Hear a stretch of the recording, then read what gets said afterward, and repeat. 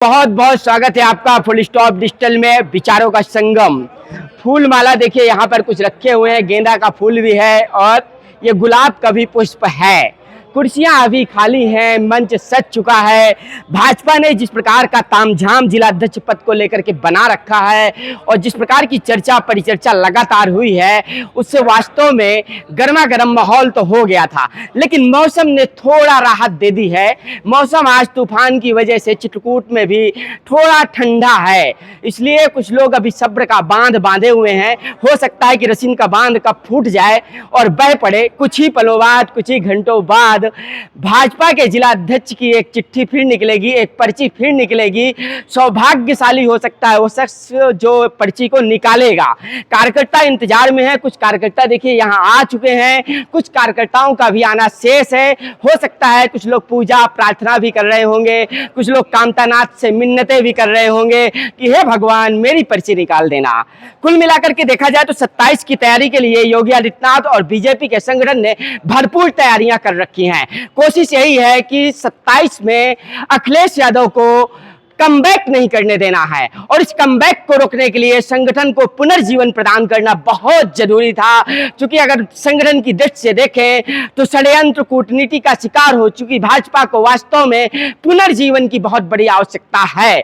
जल संकट जैसा है गर्मियों के दिनों में, वैसा ही संकट सत्ता में रहते हुए बीजेपी के लिए भी आ गया है, इसलिए निर्णय लिया है। उस पर आपका क्या कहना है? आज संगठन पर्व के मौके पर जो घोषणा हुई है, क्या आगे की रणनीति है, कैसे क्या होगा? पार्टी का निर्णय इस बार कार्यकर्ताओं की आवाज पर हुआ है और मैं बधाई देना चाहता हूं अपने शीर्ष नेतृत्व, अपने प्रदेश नेतृत्व, संगठन महामंत्री, राष्ट्रीय संगठन महामंत्री संतोष जी, राष्ट्रीय अध्यक्ष नड्डा जी और प्रदेश के अपने संगठन मंत्री आदरणीय हमारे धर्मपाल जी को कि इतना अच्छा निर्णय लिया उन्होंने। चित्रकूट जनपद में जिस प्रकार समाजवादी पार्टी जिस तरह पीडीए का नारा लगा रही है, उस नारे की काट में कार्यकर्ताओं के बीच से एक कार्यकर्ता को ऊपर लाकर कप्तान बनाने का जो काम किया जिलाध्यक्ष बनाकर, मुझे पूरी उम्मीद है कि उनके नेतृत्व में हम सब अपने पूरी तन्मयता के साथ संगठन को मजबूत करने की दृष्टि से, पार्टी को मजबूत करने की दृष्टि से निरंतर 24 घंटा 365 दिन लगातार काम करने का कार्य किया। 27 का सत्ताधीश अखिलेश यादव का जो नारा था, तो 27 को चुनाव की कैसी तैयारी है, क्या होगा?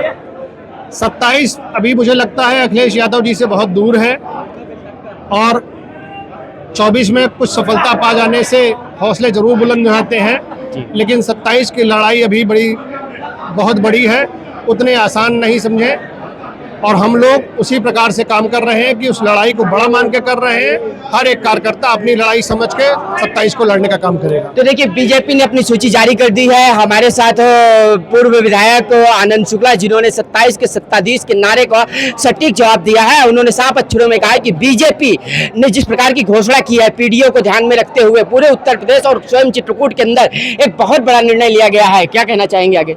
बस अब मैं यही कहना चाहूँगा आदरणीय महेंद्र कोठारी जी को कि हर कार्यकर्ताओं को साथ लेके चलेंगे, मुझे पूरी उम्मीद है और उसी के साथ हमको उनके द्वारा जब जो पार्टी की ओर से, उनकी ओर से जो भी निर्देश होंगे, जो भी काम हमको बताया जाएगा, हम लोग अपना 100% देने का काम करेंगे। फिलहाल बीजेपी के अंदर की गुटबाजी समाप्त हुई है? मुझे तो लगता नहीं कहीं गुटबाजी ऐसी कोई चीज़ थी, आज तक तो मुझे समझ में नहीं आई।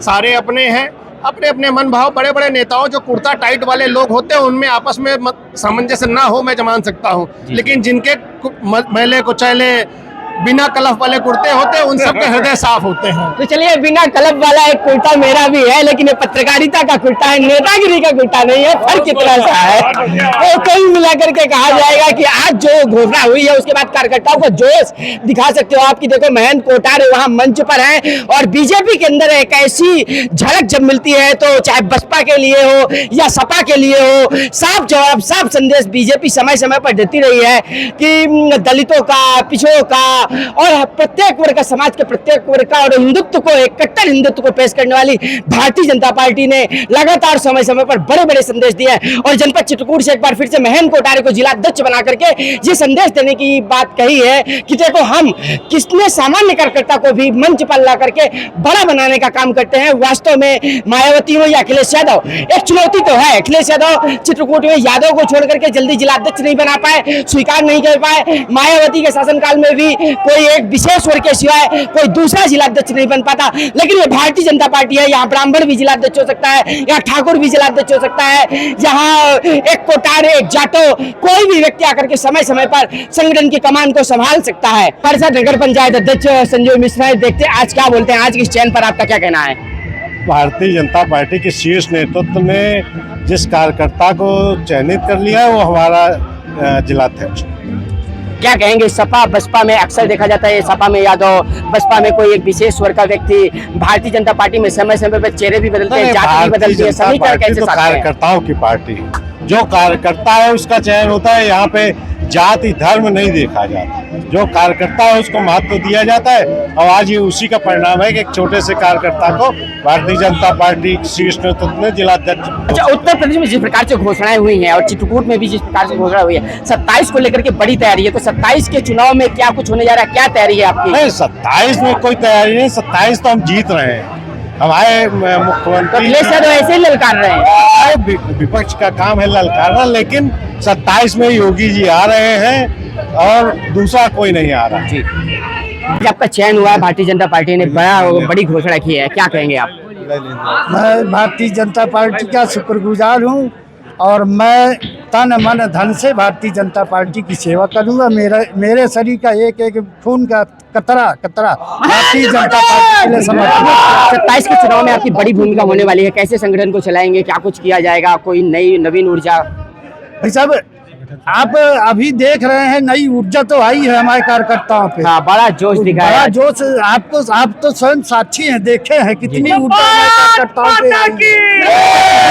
किसी के सिखाने से बोलेंगे या खुद बोलेंगे, बड़ा सवाल खड़ा होता है। कोई सिखाएगा आपको बोलने के लिए या आप खुद बोलेंगे? भाई साहब, मतलब व्यक्तिगत आप खुद बोलेंगे, आपको कोई सिखाएगा बोलने के लिए? मैं BA LLB और वो मतलब सक्षम है आप, आपको कोई सिखाएगा नहीं, विश्वास कर सकते हैं? नहीं, बगल से कोई बोले फला बोल दो, ठेका बोल दो, नहीं बोलेंगे ना? तो ये देखिए, महेंद्र कोठारी मेरे सामने खड़े हैं, उन्होंने कहा किसी के सिखाने से बोलने की जरूरत नहीं है मुझे, कोई मुझे सिखाने की कोशिश ना करे, लेकिन मैं BA हूँ, LLB हूँ, समझदार हूँ, मैं खुद बोल सकता हूँ। जिलाध्यक्ष किसी को सिखाए होते हैं, सब सिखाया है। बिल्कुल, ये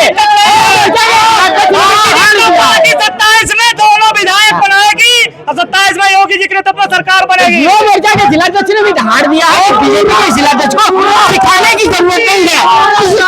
पूरा ब्राह्मण समाज महेंद्र कोठारी जी के साथ में है और आगे भी रहेगा। ये देखिए, ब्राह्मण समाज का भी क्या कहते हैं, पूरे एससी समाज भी कहा जा रहा है। समाज भी जो है माननीय जिलाध्यक्ष महेंद्र कोठारी जी के साथ में है और ये बहुत ही अच्छा निर्णय जो है संगठन कर रहा है। समाज भी जो भारतीय जनता पार्टी और महेंद्र कोठारी के साथ है। मैं गंगा प्रसाद प्रजापति, बूथ अध्यक्ष।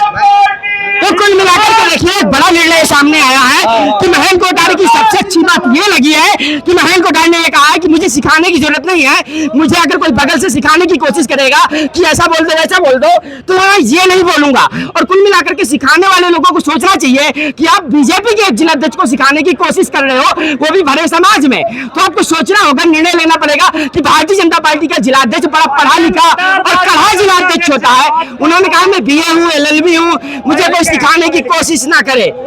संगठन को पुनः धार देने के लिए किसी कार्यकर्ता को जन्म देंगे या फिर सत्ता और नेताओं के बीच से कोई जिलाध्यक्ष निकलेगा।